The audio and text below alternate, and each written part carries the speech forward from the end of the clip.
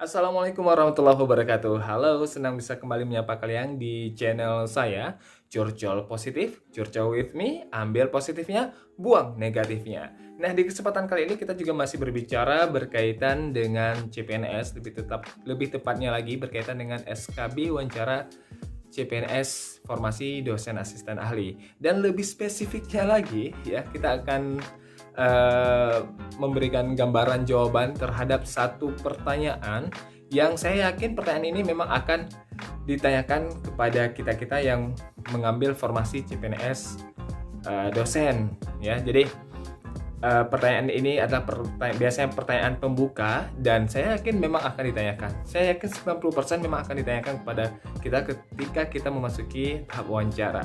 Pertanyaan apa itu? Dan pertanyaannya adalah, apa yang kamu ketahui tentang dosen? Nah, ini pertanyaan pembuka dan saya yakin memang akan ditanyakan.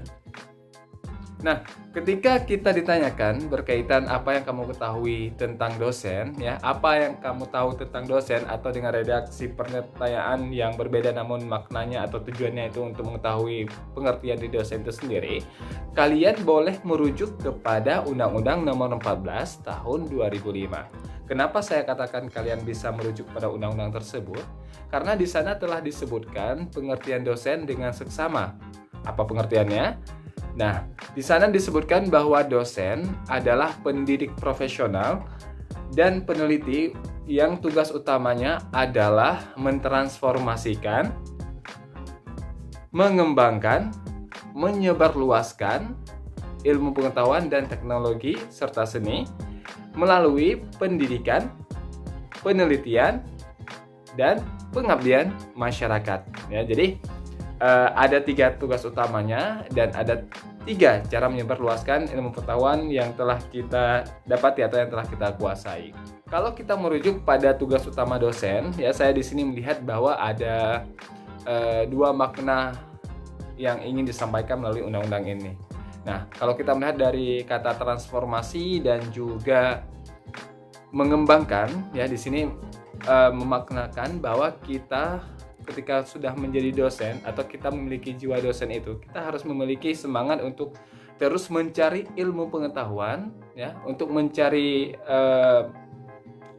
sumber-sumber ilmu lain dengan cara yang bebas, ya. Pastinya outputnya adalah untuk mengembangkan ilmu pengetahuan kita dan untuk mengembangkan diri kita. Jadi kita tidak boleh merasa puas terhadap apa yang telah kita dapat. Ya, jadi karena ini merupakan tugas utama kita, ya, jadi ketika ditanya kenapa kamu ingin jadi dosen misalnya, ya, kalian menjawab harus mengandung unsur-unsur tugas utama dari seorang dosen itu sendiri, ya.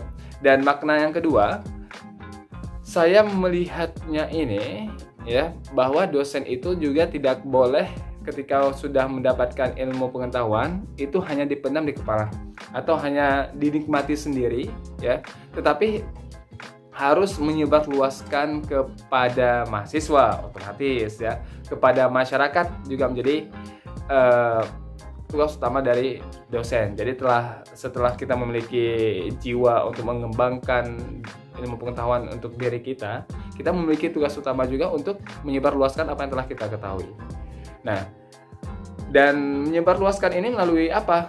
Melalui pendidikan, penelitian, dan juga pengabdian masyarakat. Dan pendidikan, penelitian, dan pengabdian masyarakat ini sendiri, ini merupakan Tridharma perguruan tinggi.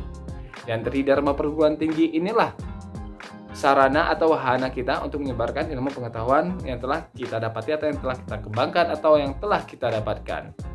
Nah, kita melihat dulu berkaitan dengan pendidikan.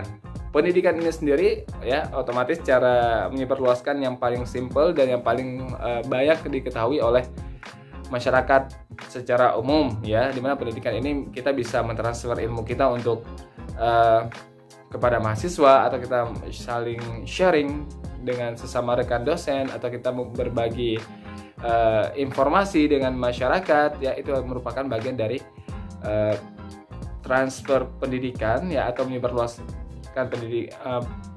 pengetahuan melalui pendidikan itu sendiri. Dan makna pendidikan di sini sendiri, ya, kita juga dituntut untuk terus semangat untuk mencari ilmu baru dan terus semangat untuk menyebarkan apa yang telah kita dapat. Nah, kalau berkaitan dengan penelitian, ya, penelitian sebagai sarana menyebarkan ilmu pengetahuan ini sendiri, kita dituntut untuk dapat melihat sesuatu hal gejala sosial, ya, mungkin seperti teori dengan realita itu berbeda, ya, dan di situ kita mencari penyebab kenapa bisa terjadi perbedaan, ya, atau sesuatu hal yang memang layak untuk kita lakukan penelitian secara ilmiah, sehingga hasilnya ini sendiri, ya, bisa kita sebarluaskan, baik itu melalui jurnal, ya, opini, atau berbagai hal terhadap penelitian atau hasil kajian kita yang tentunya telah melalui tahap-tahap atau kaedah-kaedah secara ilmiah. Ya, jadi kita di sini berkontribusi untuk menambah khazanah pendidikan. Nah, berkaitan dengan pengabdian masyarakat, ya, ini agak sedikit unik. Kenapa agak sedikit unik? Karena pengabdian masyarakat ini sendiri tidak hanya berfokus pada bidang pendidikan kita. Misalnya saja saya yang sekarang adalah dosen ekonomi Islam, jadi saya tidak terfokus menyebarluaskan atau melakukan pengabdian berkaitan dengan ekonomi Islam, tidak, ya.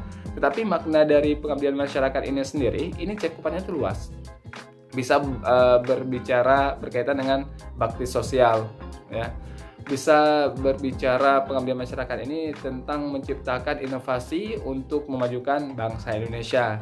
Ya, misalnya saya memiliki skill di bidang apa, misalnya, ya, saya bisa melakukan atau memberikan pemahaman terhadap apa yang saya ketahui atau kemampuan saya, itu juga bisa dikatakan kepada pengabdian masyarakat.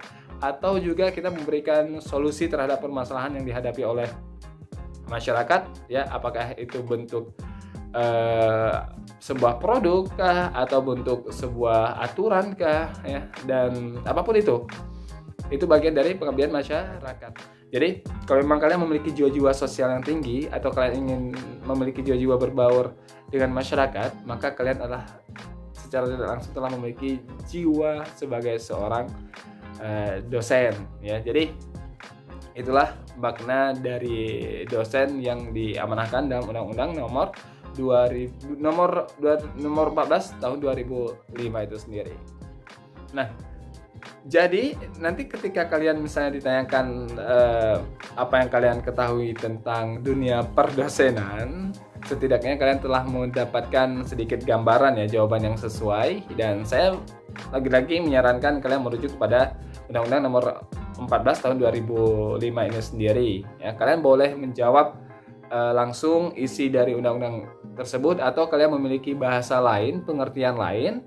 Hanya saja kalau bisa tuh kalian mengambil makna-makna penting atau tugas pokok, misalnya dari pengertian dosen yang ada di undang-undang dan menyebarluaskannya melalui apa, ya, kalian ambil itu inti-inti pokok dari pengertian itu sendiri dan kalian bahasakan dengan bahasa kalian sendiri.